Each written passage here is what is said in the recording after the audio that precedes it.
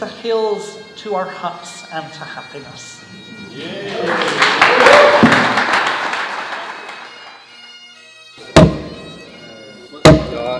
That's on the... So you've got different angles for different things, like Yes, yeah. I mean, most of what we teach is... I'm Sam Foster and I'm an architect, and I've been helping Reforesting Scotland to put together the Hutters Rally here today in Dundee.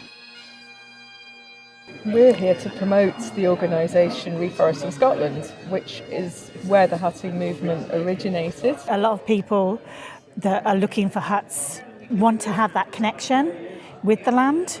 I think having a hut as well is a convenient entry point for understanding nature.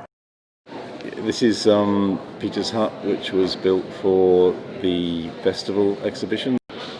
Events like this are amazing. I hadn't imagined that there'd be so many people gathered in such a big hall. We've got a full hall through there, so that's incredibly encouraging. Reforesting Scotland is a social enterprise and we've been running for 7 years now. We're here today to give people a go with some axes and to encourage them to maybe build the huts themselves. We, as a result of using those materials, will appreciate our local landscape and look after it in a sustainable way. We've got a big map of Scotland which is identifying where different huts are around Scotland, and that's so folk can see just how diverse and how wide-ranging the hut sites are. Some of the people who have been heavily involved in huts are doing little stories about what it is that their journey's been.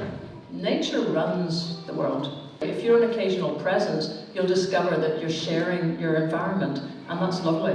This is a great opportunity to be here and tell you about what we're doing and also get some feedback from you all about what else we should be thinking about. It's essentially saying, we're willing to fight this climate emergency, we recognise it. We've signed a 50-year lease with Louisa's landowner so we can build our hut on the encampment site. Extra outdoor space. Yeah. Wasn't it? Yeah. And obviously having a little one, technology is such a huge thing, and we kind of wanted him getting back to nature a little bit. Here with WoodlandsTV, we're a company that specialises in making land accessible to people that are interested in building huts, for instance, or just general diversification of land use within woodlands and increased use of the land. Scotland has all these wide open spaces, and many of them are underused or underutilised woodland. You don't have to own the land, but it helps. The landowners are willing to talk. We can't keep going on fighting over the margins, creating complex structures and systems for what is really a basic human right.